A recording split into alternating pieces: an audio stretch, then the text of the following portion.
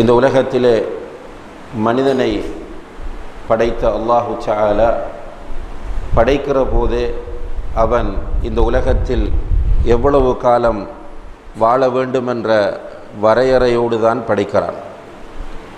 ஒவ்வொரு ஆத்மாவுக்கும் அதனுடைய அஜலை அல்லாஹு தஆலா எழுதி விடுகிறான்.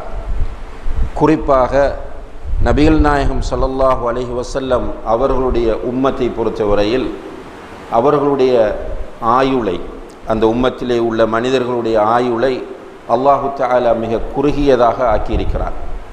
நபி ஸல்லல்லாஹு அலைஹி வஸல்லம் அவர்கள் சொல்லுகிறார்கள், அஅமாரு உம்மதி மா பைன 60 வ 70. என்னுடைய சமுதாயத்தின் வயது 60க்கும் 70க்கும் இடைப்பட்டது என்று கூறுகிறார்கள். இப்போ அறிஞர்கள் சொல்லும்போது 60க்கும் 70க்கும் இடைப்பட்டது என்றால் 65 வயது என்கிறார்கள். இப்போ மேக்சிமம் 65 70 வருடங்கள் தான் இந்த உம்மத்தைச் சேர்ந்தவர்கள் உயிர் வாழ்வார்கள். அதற்கு மேல் உயிர் வாழும்போது அவர்களே அல்லாஹ்விடத்தில் துஆ கேட்க ஆரம்பித்து விடுவார்கள். யா அல்லாஹ், நான் மரணிப்பது சிறந்ததாக இருக்குமாக இருந்தால் என்னை மரணிக்க செய்து விடு என்று. ஆனால் அதற்கு பிறகு அவர்களுடைய நிலை கீழ் நோக்கி வரக்கூடிய நிலையாக மாறிவிடுகிறது. இப்போ இந்த உம்மத்திலே நபி ஸல்லல்லாஹு அலைஹி வஸல்லம் அவர்களுடைய உம்மத்திலே உள்ளவர்களுடைய ஆயுள் மிக குறுகியது. அதே நேரத்தில் அல்லாஹு தஆலா அந்த குறுகிய ஆயுளுக்குள் படைத்திருக்கிற மனிதர்களுக்கு மௌத் எப்போது வரும் என்பதை அறியாத நிலையில் படைத்திருக்கிறார். ஐனமா தகூனு யுத்ரிக்குமுல் மௌத், நீங்கள் எங்கிருந்தாலும் மௌத் உங்களை அடைந்தே தீரும். வலவ் குந்தும் ஃபி புருஜின் முஷையதா, பலமாக கட்டப்பட்ட கோட்டைகளுக்குள் நீங்கள் போய் ஒளிந்து கொண்டாலும் மௌத் உங்களை அடைந்தே தீரும். குல்லு நஃப்ஸின் தாயிகத்துல் மௌத், ஒவ்வொரு ஆத்மாவும் மௌத்தை அனுபவித்தே தீர வேண்டும்.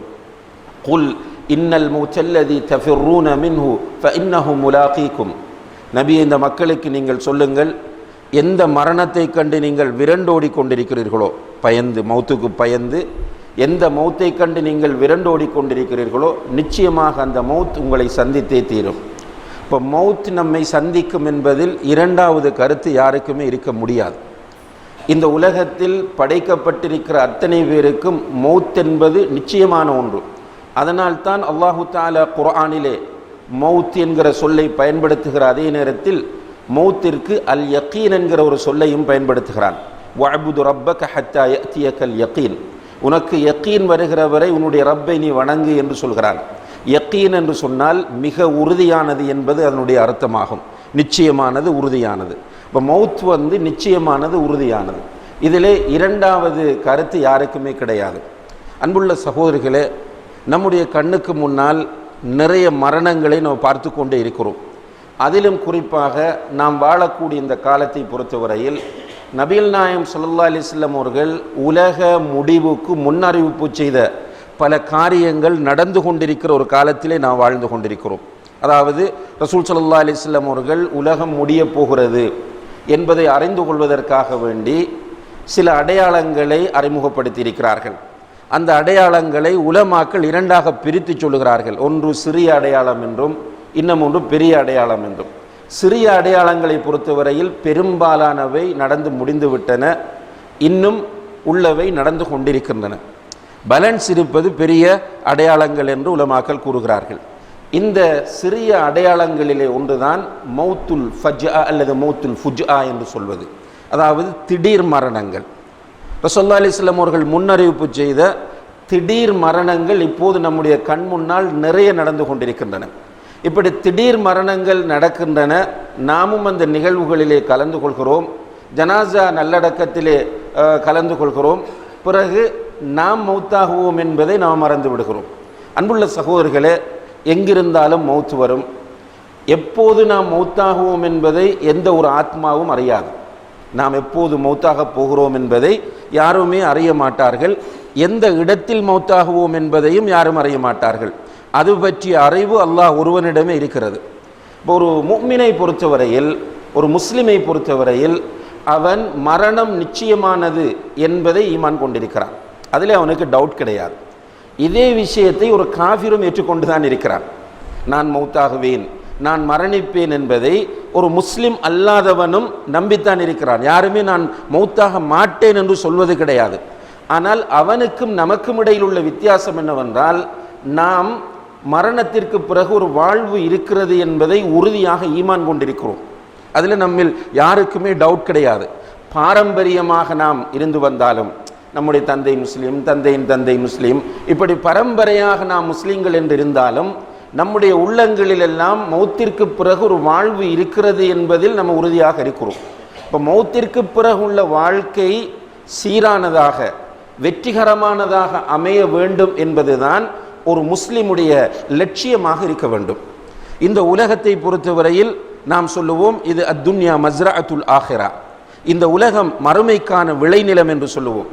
இந்த மறுமைக்கான விளைநிலம் என்று சொன்னால், நாம் மௌத்தான பிறகு இருக்கக்கூடிய வாழ்வுக்கு இந்த உலகத்தை பயன்படுத்தி கொள்ள வேண்டும் என்பதுதான் அதனுடைய அர்த்தமாகும். அன்புள்ள சகோதரர்களே, மௌத் நிச்சயமானது. மௌத் எப்போது வரும் என்பது நமக்கு தெரியாது. எந்த இடத்தில் நாம் மரணிப்போம் என்பதும் நமக்கு தெரியாது. மௌத்துக்கு பிறகு நமக்கு ஒரு வாழ்வு இருக்கிறது என்பதையும் நாம் நம்புகிறோம் என்றால், அந்த மௌத்துக்கு பிறகுள்ள வாழ்க்கை சீராக அமைவதற்கு நம்முடைய இறுதி முடிவு நல்லதாக அமைய வேண்டும். நம்முடைய இறுதி முடிவு மோசமானதாக அமைந்து விடுமாக இருந்தால் மறுமைக்கு, அதாவது மரணத்திற்கு பிறகுள்ள வாழ்க்கை மிக கஷ்டமாகிவிடும்.